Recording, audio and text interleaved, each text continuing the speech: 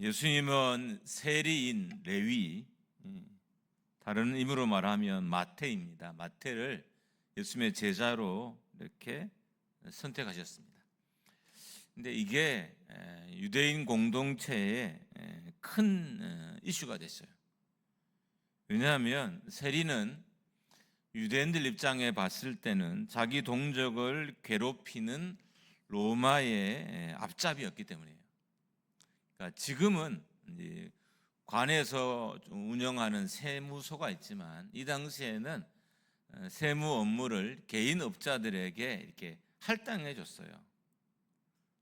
그러니까 제가 우리나라의 국세를 징수하는 대리업체가 되는 거죠. 그러니까 제가 많이 세금을 징수해서 국가가 필요한 만큼은 국가에 주고 나머지는 제가 착복하는 일들이 이 당시에는 너무 흔한 일이었어요. 그래서 세리인 마태가, 레위가 예수님의 제자가 되자 유대인 공동체가 큰 이슈가 됐습니다. 바리새인들과 서기관들에게도 문제가 됐습니다. 그래서 이 사람들도 이 일을 제기한 거예요.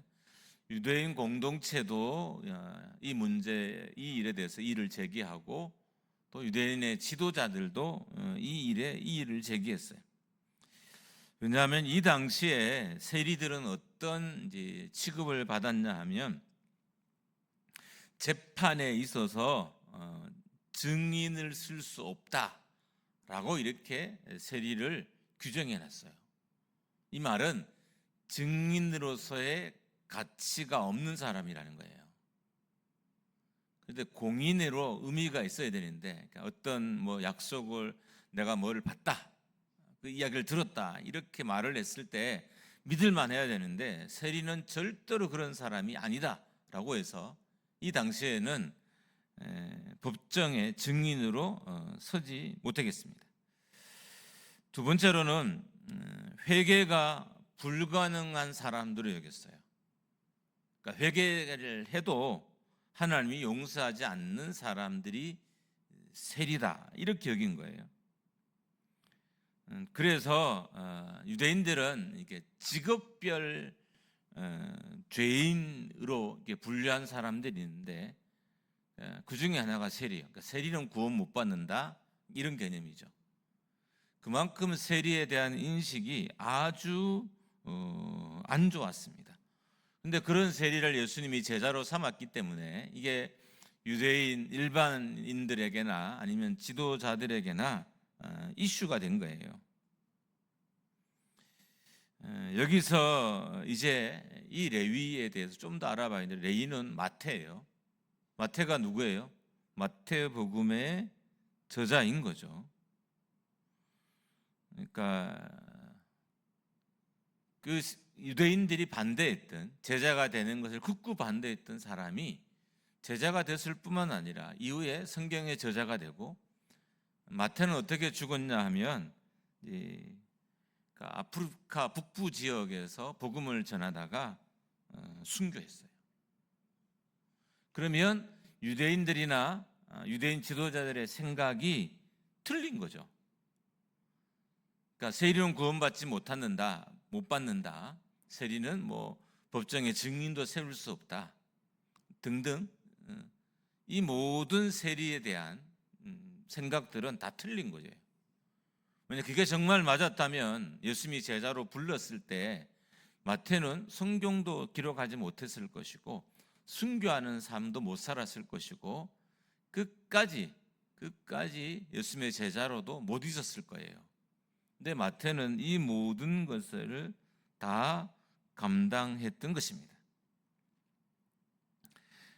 이렇게 생각할 수 있을 것 같아요. 인간의 이슈는 하나님 나라에서 중요한 문제는 아니다. 지금 여러분과 제가 옳으니 그르니 이게 맞다 틀리다 하는 이 많은 문제들은 하나님 나라에서는 아무런 문제가 아닐 수도 있다는 거예요.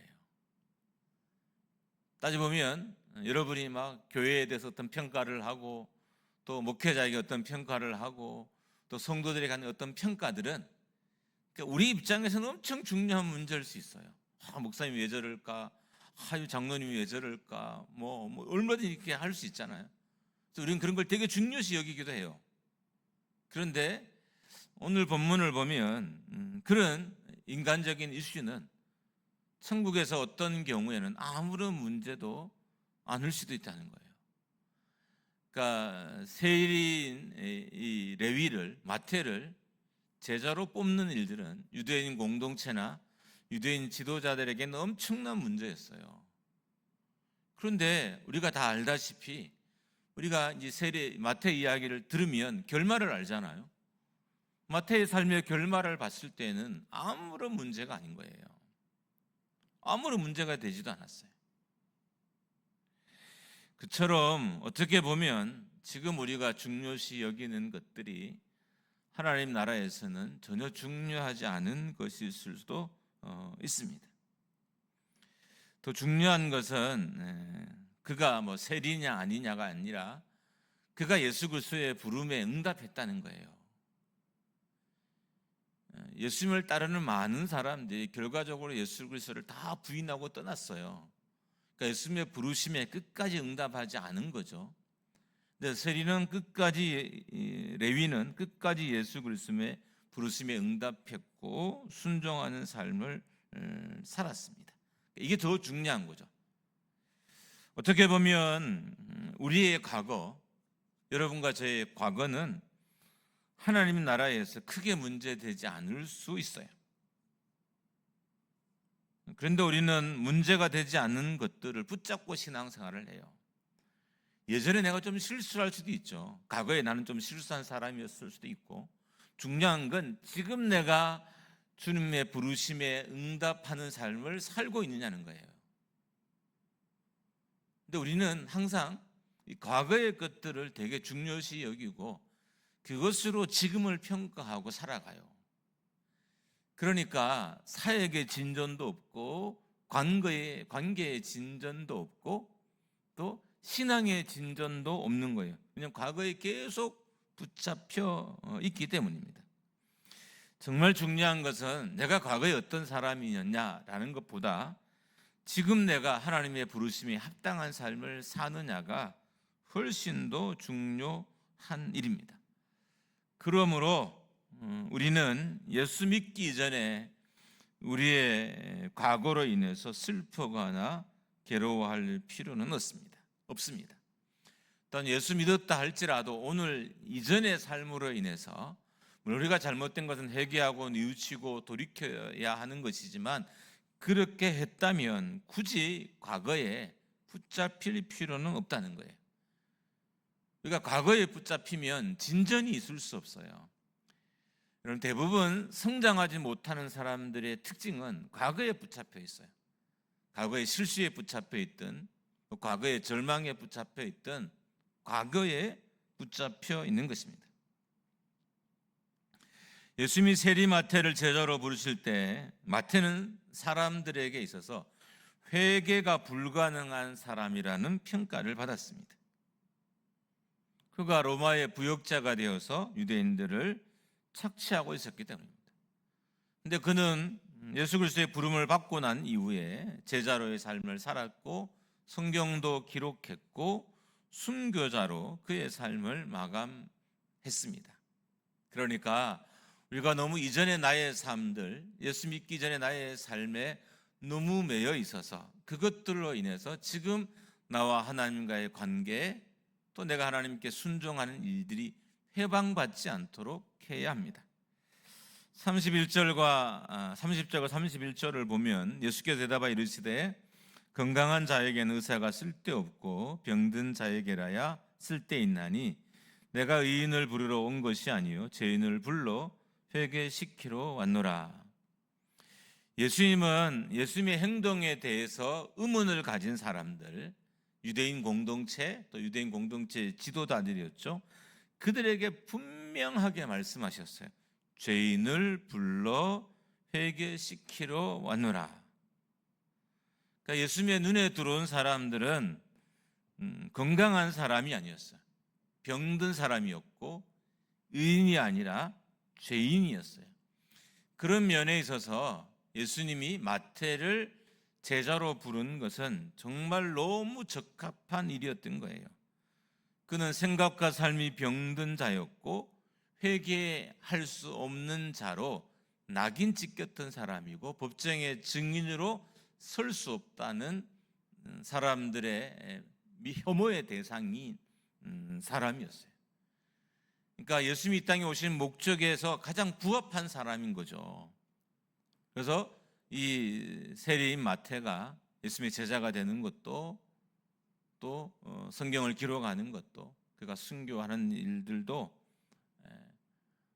너무 합당한 일, 아무런 문제가 되지 않는 일이라는 겁니다.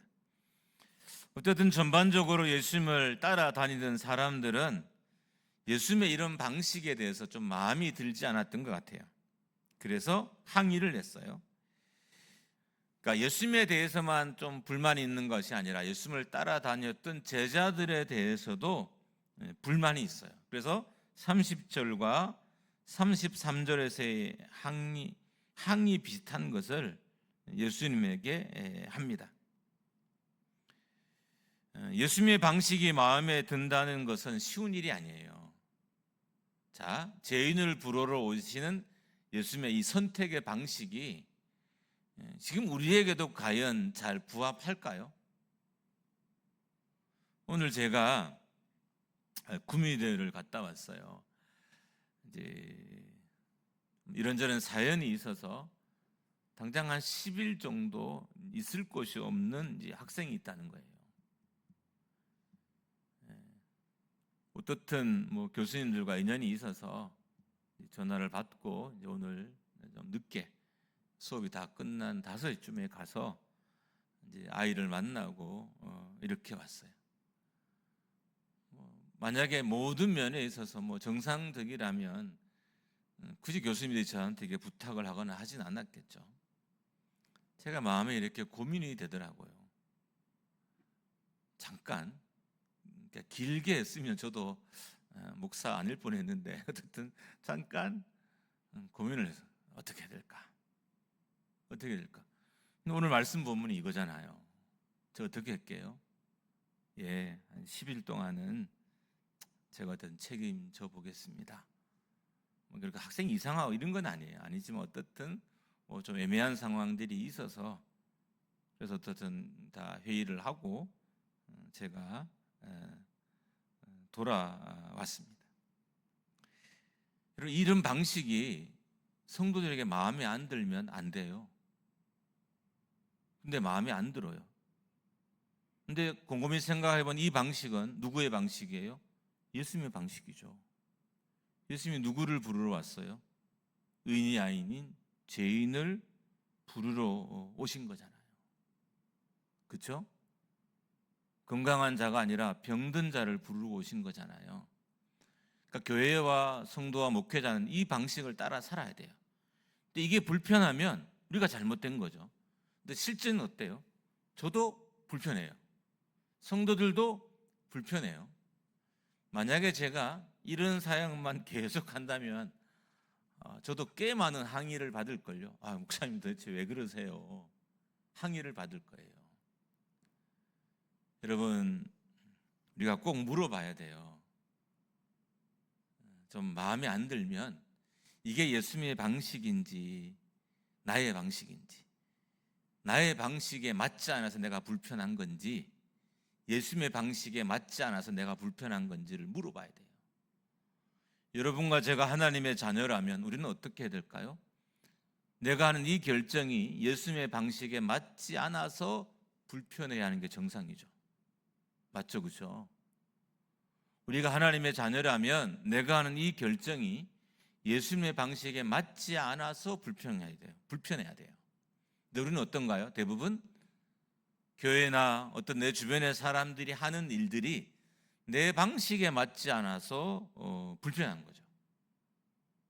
그래서 유대인들과 유대인 공동체 지도자들이 예수님과 예수님의 제자들에 대해서 항의를 했던 것입니다. 우리가 어떻게 예수님의 결정이나 일하심의 방식을 다 이해할 수 있을까요? 솔직히 우리는 뭐 옆에 있는 사람, 아니면 직장의 대표, 뭐 교회의 담임 목회자의 일하는 방식에 대해서도 잘 이해가 안 돼요. 이해가 되지 않는 수준을 넘어서 전혀 되지 않을 때도 있습니다. 그런 관점에서 보면 우리가 이제 내 방식이 중요한 것보다는 하나님의 방법이 뭐냐가 훨씬 더 중요하다는 거예요. 왜냐하면 그만큼 우리는 이해를 못해요. 예수님의 일하심의 방식을 우리가 이해할 수 있나요? 이해하기 어려워요. 정말 어려워요. 그런데 우리가 굳이 뭔가를 선택해야 한다면 예수님의 방식이 뭐냐고 물어봐야 된다는 거죠. 내 방식이 불편한 것을 대해서 막 목회자나 성도들에게 막 호소하는 게 아니라 예수님의 방식대로 하지 않는 것에 불편해야 정상인 거죠. 내가 그 방식을 취하지 않는 게 불편하고 우리 공동체가 그 방식을 취하지 않는 게 불편해야 돼요. 근데 우리는 대부분 어떻게 해요? 내 방식대로 하지 않으니까 불편한 거예요. 그래서 어떤 교회에서는 목사가 말을 안 듣는다고. 이게 말이 되나요? 목사가 말을 안 듣는다고. 교인들이 내 말을 안 듣는다고. 이런 사람들이 있어요. 참고 우리 교회는 없습니다. 없지만 내가 너무 없다고 말하면 있는 게 되잖아요. 그래서 여기까지만 이야기할게요. 그래서 어쨌든 내 방식이 중요한 게 아니에요. 예수님의 방식에 내가 맞게 행동하느냐, 이게 우리의 큰 관심사여야 합니다. 예수님은 자신과 자신을 따르는 제자들의 방식이 불편한 사람들에 대해서 오늘 본문에 세 가지 이야기를 해요. 첫 번째로는 신랑과 함께 있을 시간이기 때문에 모든 것이 허용되는 시간이다. 이게 요즘 첫 번째 답이고, 두 번째로는 새 옷 조각을 낡은 옷에 붙이는 사람은 없다. 세 번째로는 새 포도주는 새 부대에 넣어야 된다. 조금씩 의미는 다르지만 중심된 메시지를 모아보면 새 옷 조각과 새 포도주는 헌옷과 헌 부대에 어울리지 않는다는 거예요. 결과적으로 쓸모없게 된다는 것입니다. 여러분, 우리가 하나님 나라의 조화로움을 성도들이 이렇게 생각할 때가 있어요. 과거와 현재를 합치는 것이다. 그러니까 세상과 교회를 합쳐서 중간지대를 선택하는 것이 하나님 나라의 조화로움이다. 이렇게 생각하는 사람들이 있어요. 여러분, 하나님의 나라의 조화는 뭐예요? 오늘 본문의 말씀을 따르면 과거를 버리는 거예요. 우리의 조화로움은 세상과 교회를 합치는 거예요. 그래서 그렇게 목회를 하고 그렇게 사역을 하면 인기도 있기도 하고요. 심지어 교회도 부흥하고 잘 돼요. 근데 하나님 나라의 조화로움은 과거를 버리는 것입니다. 과거가 소중하지 않다라는 의미가 아니라 과거가 현재에 내가 받아들인 복음을, 과거가 현재에 나와 하나님과의 동행을, 과거가 현재의 나의 성도의 삶을 망쳐서는 안 된다는 거예요. 그래서 하나님 나라의 조화로움은 과거와 현재를 합치는 게 아니에요. 과거를 버리는 것입니다. 우리가 왜 과거를 버려야 되냐면 수없이 들었죠. 우리는 예수 믿기 전에 마귀의 자식들이었어요. 그러니까 우리가 과거에 예수 믿기 이전에 취하던 모든 방식은 마귀적이요 사탄적이라는 거예요. 물론 그 중에 정말 예수를 안 믿을 때도 정말 말씀을 잘 지키는, 정말 이 사람이 교회 다닌 것처럼 그런 사람도 어찌 보면 있을 때도 있어요. 지금도 그런 사람이 있기도 하고. 어떻든 그런 문제를 뺀다면 과거의 방식은 우리가 버려야 하는 방식인 거예요. 과거와 현재를 잘 조화시켜야 되는 게 아니라 버려야 되는 방식인 거죠. 그러니까 세리마태나 아니면 뭐 바리새인들이나 구원받음에 있어서는 과거가 아무런 문제가 안 된다는 거예요. 왜? 과거는 버려야 하는 것이니까. 근데 우리는 자꾸 연결시켜요. 그러니까 왜 세리인 사람을 왜 제자로 세웁니까? 증인도 살 수 없는 사람을 왜 제자로 세웁니까? 왜 구원받을 수 없는 직업을 가진 사람을 왜 제자로 세웁니까?